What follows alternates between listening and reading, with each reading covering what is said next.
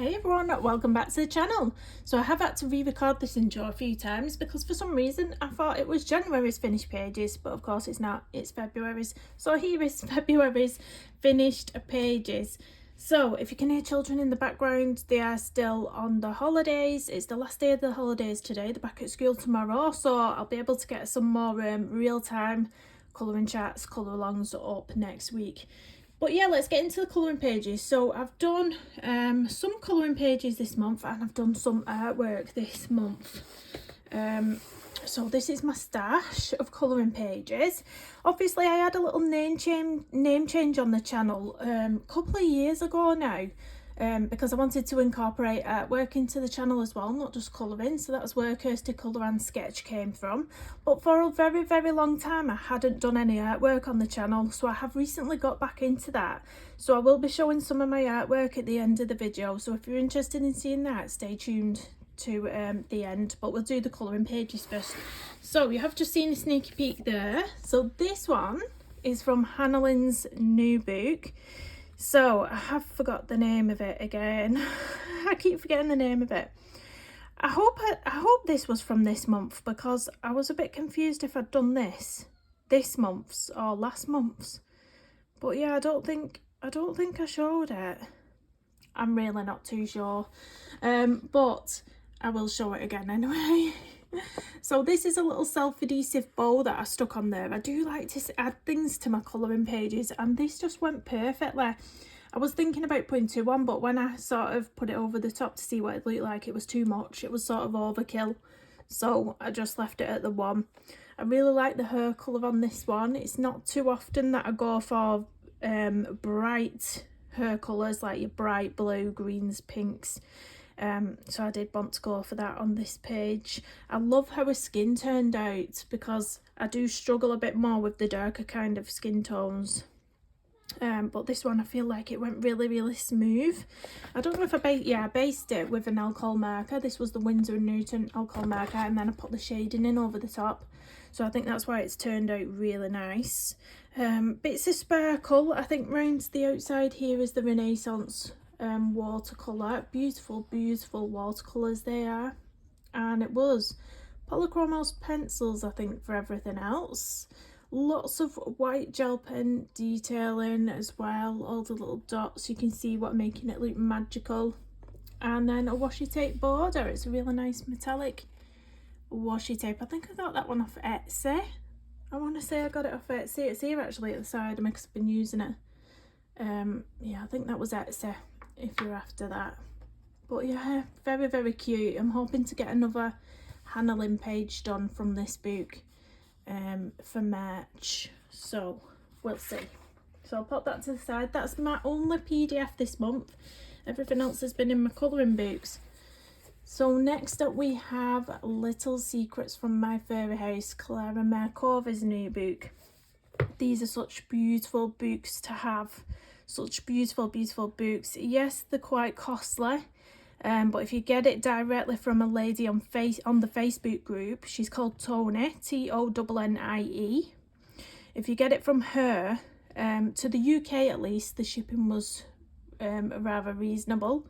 I know if you try and get this book off Etsy, the shipping is shocking, and then they put the tax on top. So I really wouldn't do that going through Etsy. That's going to be really expensive for you if you're looking for this book. But it's a beautiful book, and this is the page that I did, this one. So this was the little nameplate page, and I did just put my name on. I know some people don't like to put the names on, but I think I can't just colour the page and not put my name on because I know it's supposed to be there. So I'm like, yeah, write your name on, Kirsty. But I really loved how this one came out. It's not really, I'd say it's not really colours that I go for. Like, yeah, I just went out there. I wasn't too sure if these was, the big ones up here was supposed to be blueberries, but they looked like peaches to me because of the shape of them and the way they were hanging down. They look more like peaches, because I know some people, when I've looked at references, have done them as blueberries, and I knew these were blueberries, and I thought, well, are they supposed to be blueberries as well? But I just thought it looked more like a peach, so that's why I went for the sort of more orange tone. but it's really, really cute. I put quite a bit of white gel pen detailing on just for a bit of texture and things in certain places, bit of dotting on the mushrooms, but I really enjoyed that one. Again, these pages always do take some time, but I think with this book I've decided I'm going to go in order. So I did this one last month as a body colour with Colour Me Stress Free, and then I did this one. So the next page is sort of, it's this beautiful one, but then we've got this on the opposite side as well. So I think if I colour this next, I've got to do these two little bits as well. The ghosting annoys me a bit. You can erase that. If I go over this, if I get my kneadable eraser and sort of rub over this, you can get rid of the ghosting. Can you see? Oh, it does erase it. It's just that I should have put a sheet of paper there, but when you're colouring this side so hard, it sort of transfers the ink from there onto there, I think. Or yeah, I think it is that way. So I needed to put a sheet there, to be honest, but it does erase off, so I'll do that in my own time at some point. I'll not bore you sitting here erasing all that off in a minute. But yeah, that was that page. I really like how it came out. So that's Little Secrets from My Fairy House. I love the spine on this one as well. Look how cute that is. It's textured as well. Can you see the texture there? It's beautiful, beautiful book. So next up was a page in Mouse Guard. So I've been really enjoying this book. I know a few people have found it really hard to get hold of because it's out of print, but if you keep checking eBay, I know some people sell them at extortionate prices, but you might just get lucky on there at some point if you keep your eye open. But I did this page, and I think I actually did this one as a colour along on the channel. So if you're interested in you know, doing the same sort of colours on your own colouring pages, it is up on the channel. It'll be under playlists and colour alongs. But I did base everything first with the Derwent Inktense pencils, and then I went over the top with shading. So I think this was in 3 parts on the channel. I think the first part 1 was the Inktense base, part 2 was the shading, and part 3 was just finishing off little areas, all the little accents, and the washi tape border, because I love putting washi tape borders around these pages. I think because a lot of the illustrations in this book are small square shapes, and then we've got quite a lot of white space around the outside. I quite like to put washi tape border around. It's just something I do. But it's a nice shiny metallic blue one as well. It really complements the colour of the mouse and the snail, I thought. Well, yeah, that's him. Pretty cute. Pretty cute page. So that was the Mouse Guard. Now next up is one of my favourite books. I did mention last month, I think it was, that I'd abandoned this book and I'd not coloured in it for quite a few months. So this month I sort of made it a necessity to do quite a few pages in this book, and I have really enjoyed doing it as well. It's not just that I've pushed myself to do it and not enjoyed it. I've really enjoyed it because it is my favourite book. I did recently disc bind it as well after seeing J.I. Colorist over on YouTube disc binding her books, and I thought that looks really pretty. So look at that, little heart-shaped discs, really cute. I thought the green ones would look nice with this page. I need to get better at learning to, you know, I could do with one of them cutters, them proper paper cutters, because I just neatened mine up with the craft knife and it wasn't as precise when it wobbled all over the place. But yeah, so I did this one. So this one was obviously the cover with the title. So I used Distress ink in the background on this one, splattered some water on to get these little droplet effects, and then I went in with metallic splatters as well around the bottom. It was the Faber-Castell Polychromos pencils again for this one, but I love that shine. I love that shine. But yeah, it's quite a cute one, isn't it? It was actually quite quick to do this. I think it didn't even take me an hour. I think it was something like 45 minutes that took. The background was very quick.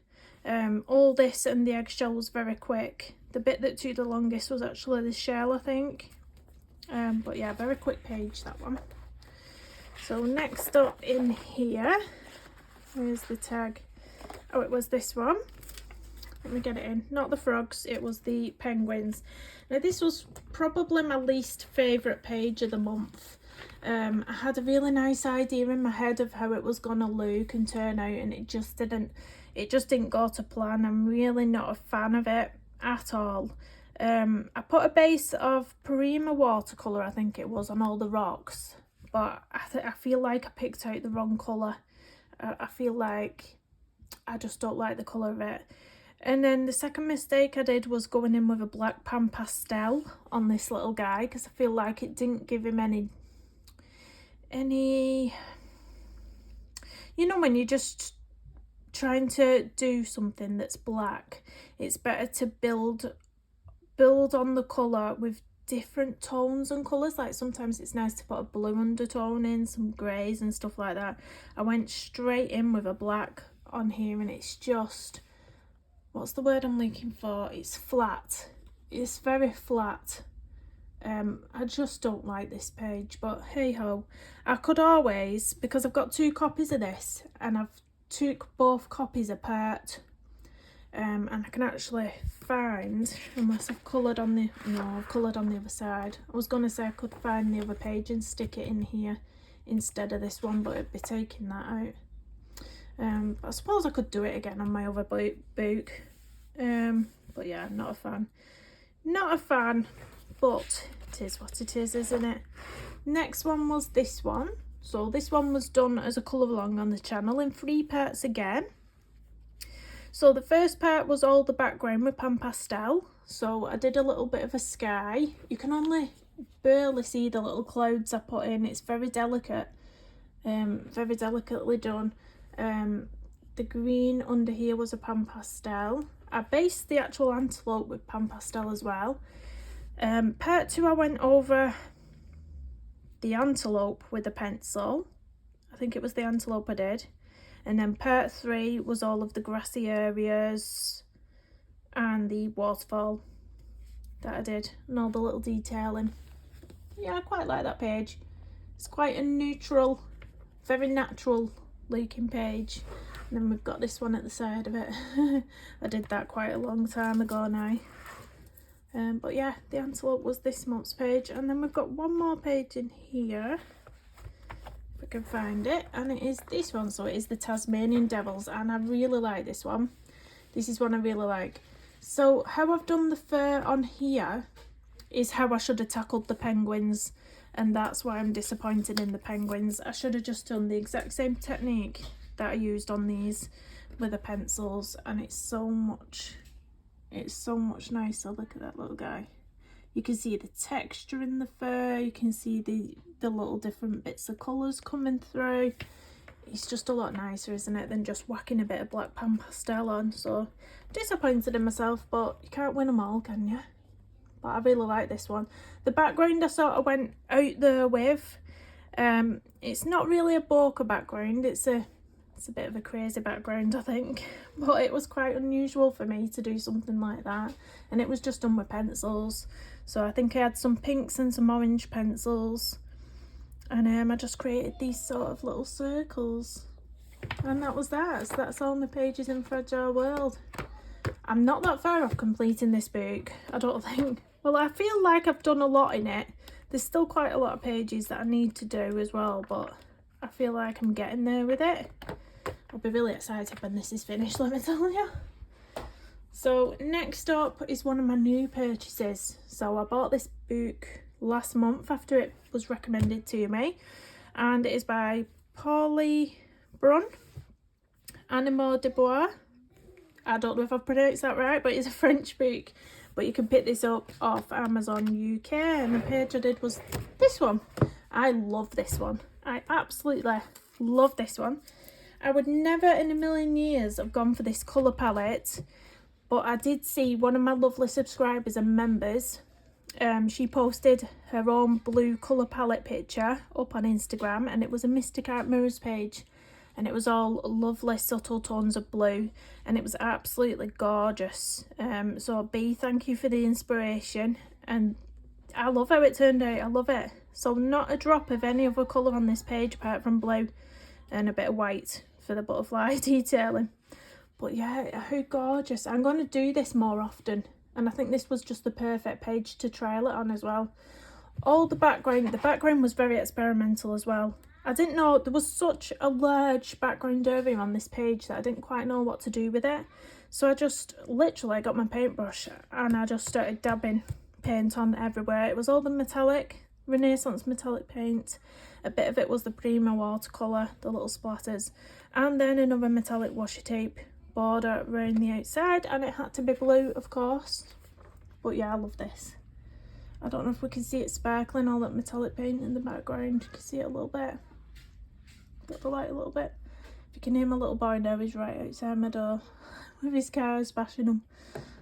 So yeah, but that's that one. And that is all my colouring pages for the month. But we now move on to the artwork that I've done. Please stay tuned if you want to watch that. So yeah, let's get hold of the artwork. So on the channel, I have been posting YouTube shorts. Now, I don't know if you're familiar with YouTube shorts, but they're just like a little quick snippet video. So I have been time-lapsing these paintings and just sort of popping them all together with a little bit of a voiceover and popping them on my YouTube shorts. So if you ever see one crop up, please do drop me a little comment on the YouTube short. But these are them, the Pantone 100 postcards, and there's a challenge over on Instagram. And there is a challenge that starts in March where it actually gives you the colour card that you need to use on a specific day and a prompt to go with it. But during the time where it's not been the Pantone challenge, people have just been doing their own prompts anyway. So that's what I started doing. But if you are interested in getting a specific prompt, then it does start again in March, and it is run by, what's her channel, what's her Instagram handle? I think it's something like Big Blue Tang. I'll double check it and I'll pop it up here, but check her out on Instagram because she's the creator of this and she will be starting a new challenge in March. But let me just get my paintings out. So each postcard has a different colour on it, and the idea is to take inspiration from the colour on the card. Some people do, or some people just do their own thing. It's entirely up to you if you're just doing it in your own time. But the very first one I did was this. Now, looking back, as soon as I did it, I thought, that's very flat, Kirsty. You could have popped some extra colours into those petals to make shadows, to make a bit of, you know, texture. It was very, very basic. And you'll see what I mean when I come on to others that I've done. So the second one that I did was Baby Yoda, aka Grogu. Now I really like this one. It's not supposed to be realism. It's not supposed to look like he does realistically in The Mandalorian, but it's more of a cartoony version. My partner was, it was brutal. It was like, its mouth looks like it's a bulldog chewing a wasp. That's what he said to me.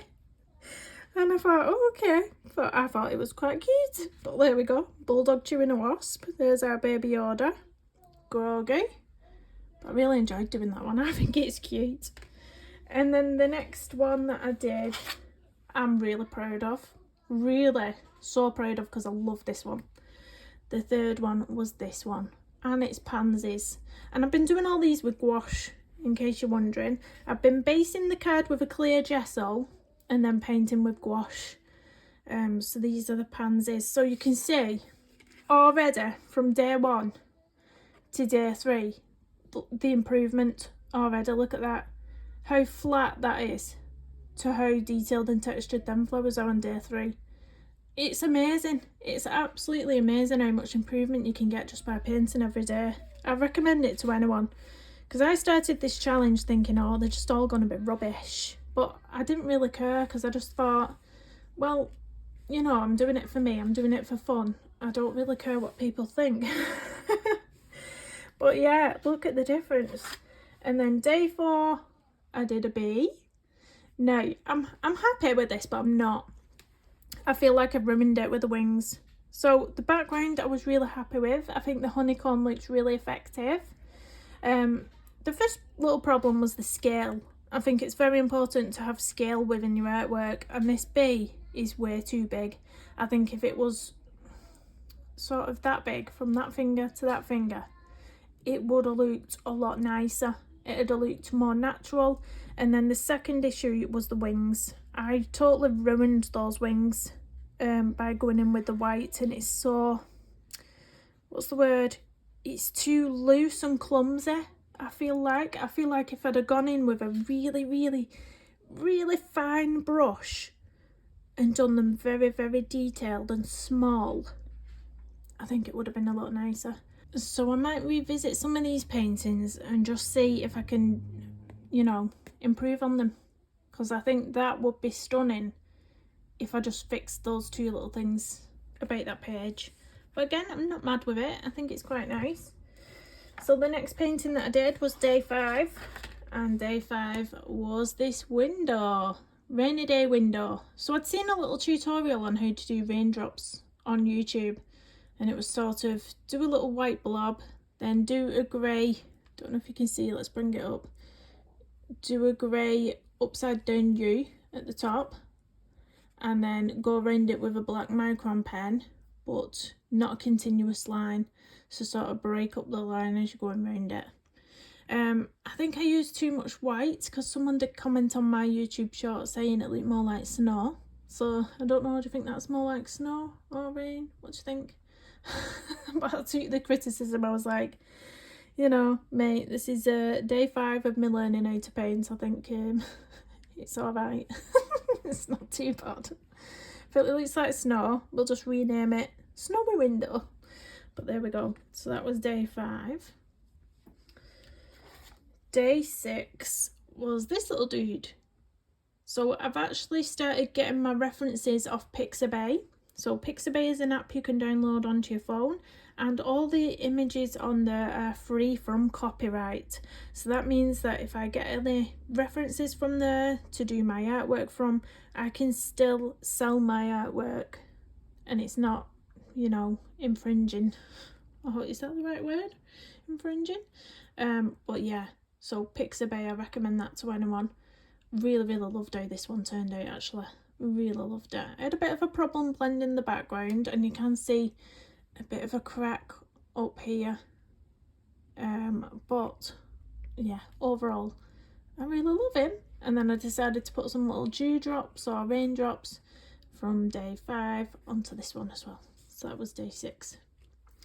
And then day 7, this was one I did last night, and this was this beach scene. I really struggled with this one. I really struggled. It's one of them pictures where you get a reference off and you think, oh, that looks well easy. You know, that looks well easy. All you need to do is stick a little bit of blue on, different colours of blue, different sand type colours, whack a bit of white over the top, and there you go. But no, it was super hard. I found this more challenging than any of them. This really, honestly, so hard. But yeah, I'm not too mad at it. It's alright, but again, I feel like I can improve on that.